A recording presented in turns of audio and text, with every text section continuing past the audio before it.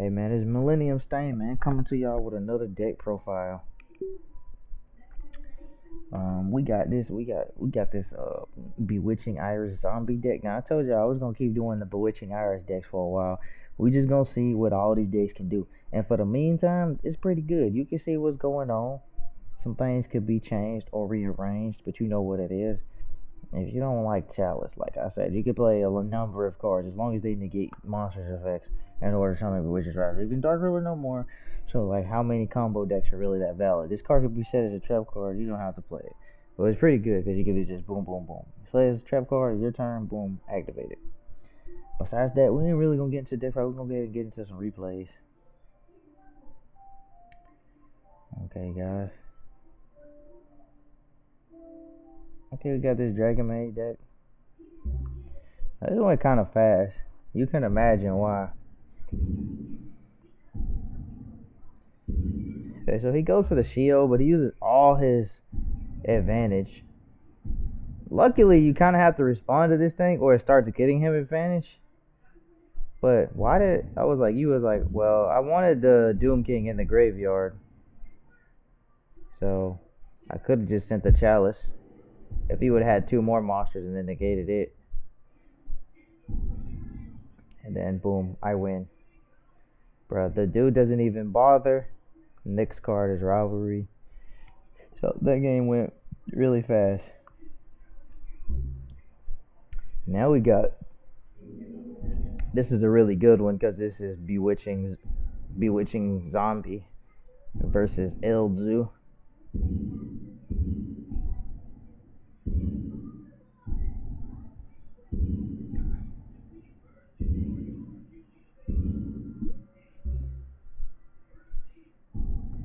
And this is why Chalice is important. Because if he goes into a Zeus early or whatever, I can at least negate it even so. If I don't draw the Forbidden Drop, but I got the Chalice. Misplay on my part. Big misplay coming up.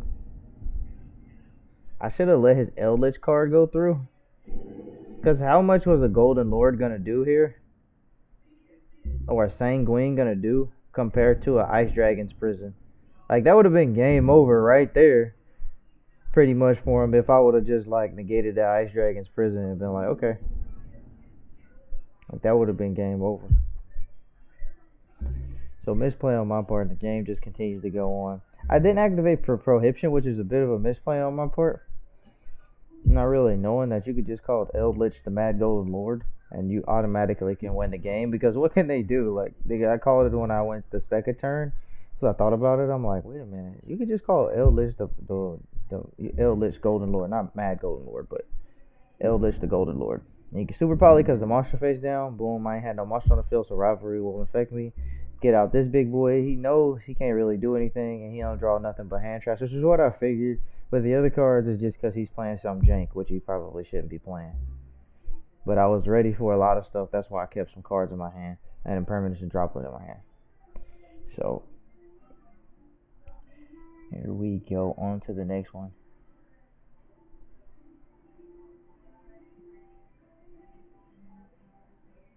See if that would be like the same one. No, that's the other Bewitching deck, guys. Sorry.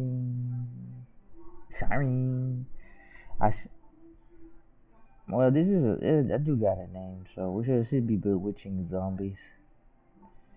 It's funny that she has the name Bewitching in her text.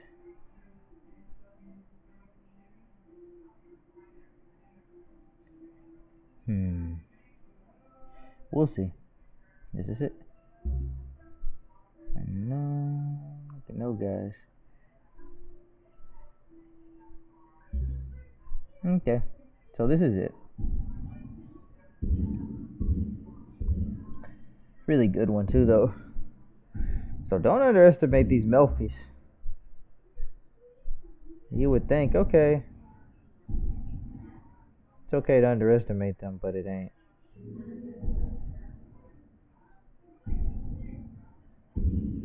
Why I didn't want to super poly? Because I wanted to keep both of my super polys, you asked. And we're like, why are you being so greedy? Well, hey, you might need both of them. This guy had a full 5 cards in his hand, and I didn't know exactly what he playing. I know Melfi's just got a lot of monsters going on, and they could play one big spell card to just kind of like come back on you. So you kind of have to be careful with that shit. Then I kept the Blossom in my hand. Got this going. The first thing he does is summon Alpha. Go ahead and take care of that. The Nimble Beater, we're going to negate that. Boom. Then we actually go into a Baroness. And then I win because of the negate off of that, and I still had Super Poly face down with Ash Blossom in my hand with the extra drill on card.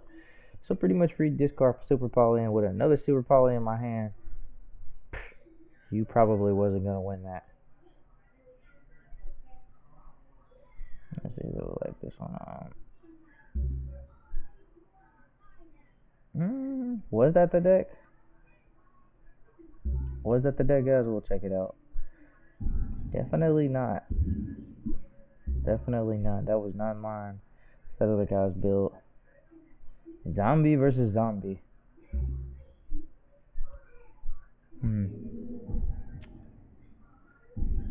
Who is who? Well, this is me. But I think I lost this game. Pretty sure I did. Because this guy drew so fucking good, it didn't make any sense to counter my field. Plus, he went first, making things difficult for me.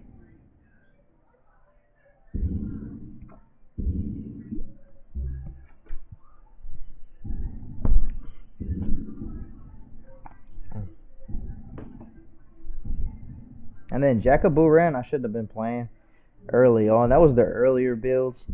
Jackaburan doesn't really do anything for the deck. Like, you think it's good because you think, okay, it can get something out of your hand. Then it has an effect on your opponent's turn. Well, if you do play it, you should only play like one copy of it because it's not that great. Because you could search it off of the bloom. But it's not that good at all. And when you got Doom King versus Doom King, it's harder on the person who plays more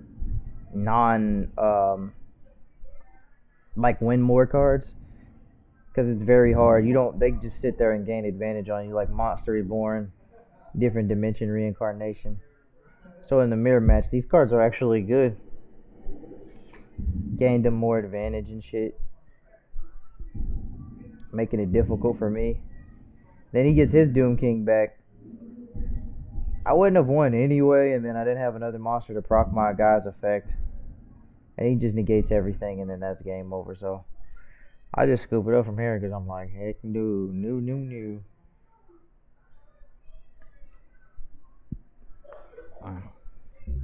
So we got another game versus Dark Magicians.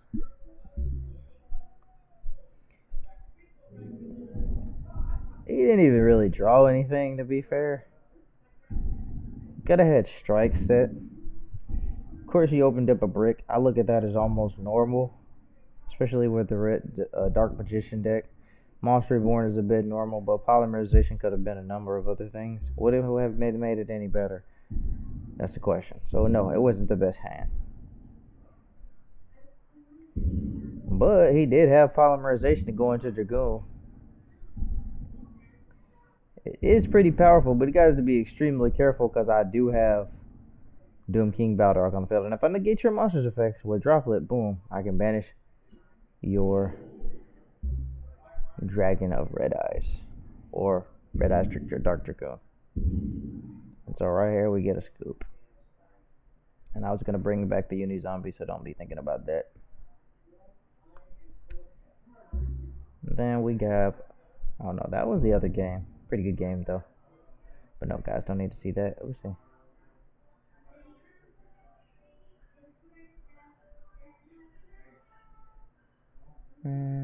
Let's see. Is this the one?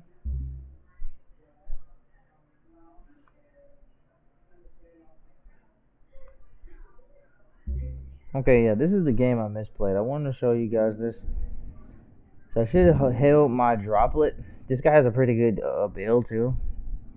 He had the 3 tactical talents to take my monster. Could have took a card out of hand, but I should have just kept the Droplet set. Would have been really good for me.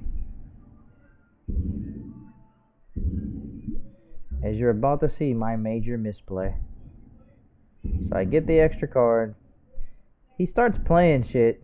He reveals that to me. I should have just, waited. But he droplets me, gets 2 cards out of his hand. That's really good for me. And then I get this on the field. But you know where I misplayed at? The only thing he had was Dark Calling for real. So why did I go ahead and activate the droplet? That was a misplay, big time. You see that, guys?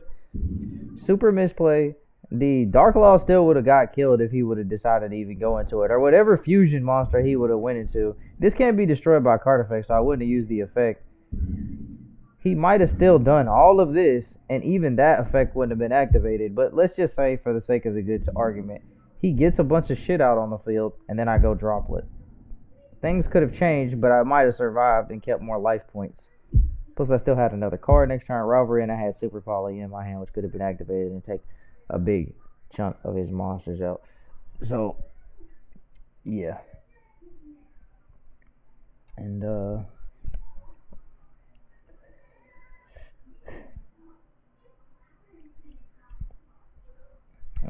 that might be the last one.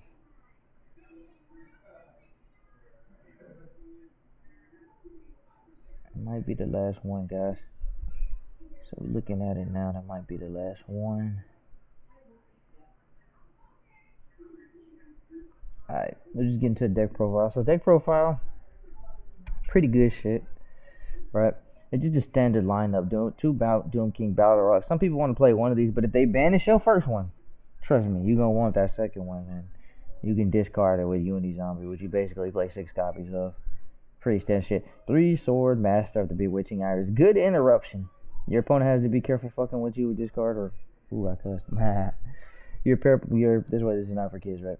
So, the Sword Master of the Bewitching Iris, you got pretty good. 2 cards, hand, special summon, extra deck, destroy. Pretty good. And, you know what I'm saying? You don't have to immediately activate these unless you want to. So, they still have to worry about this. It's like an interruption.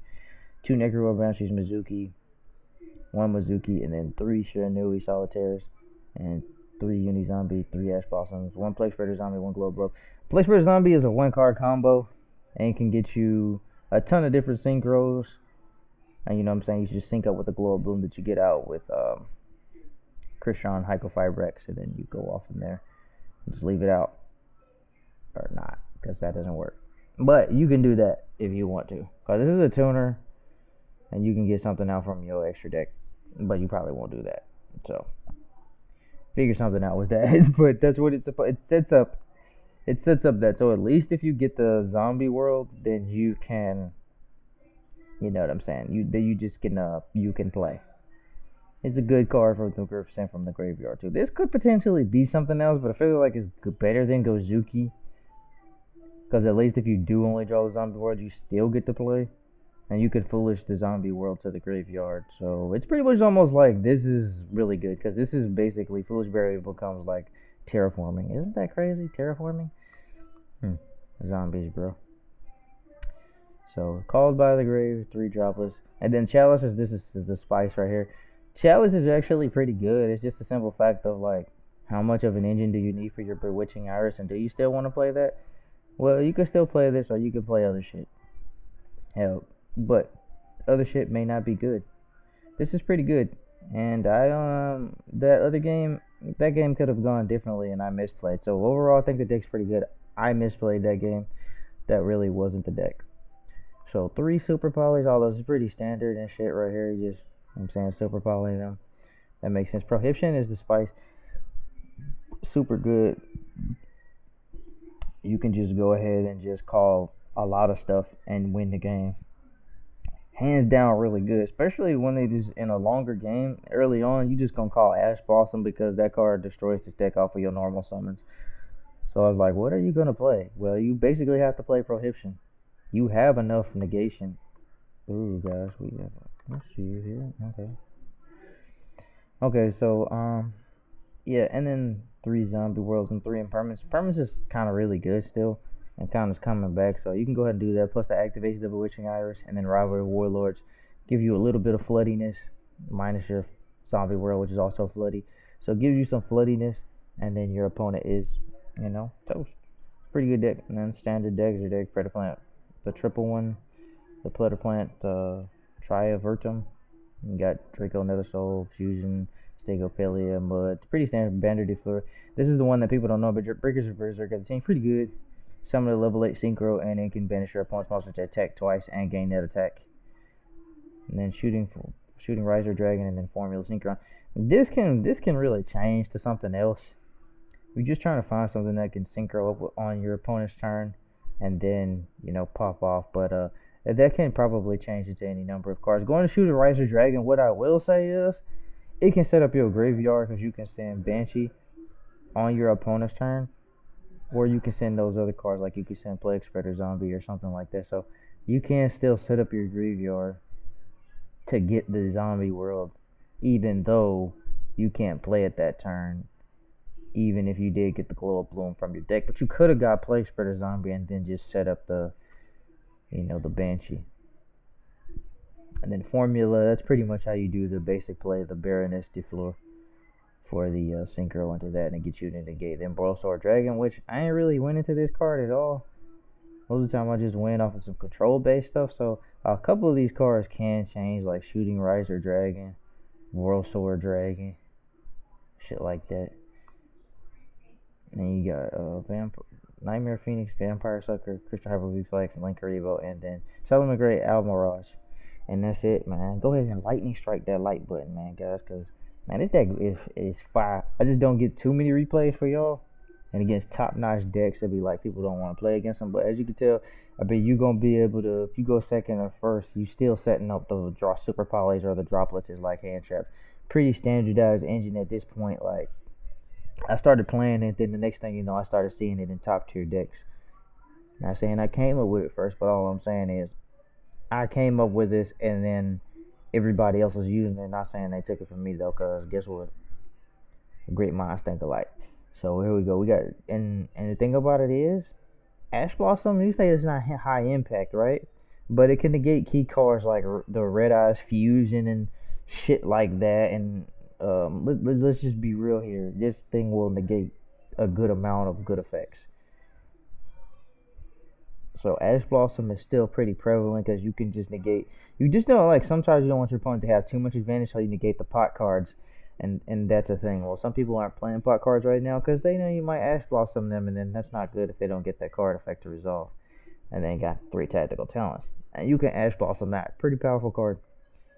So, that's about the gist of the deck, man. No side deck. So, guys, hey, man. Like I said, this is it, man. Alright, man, we out.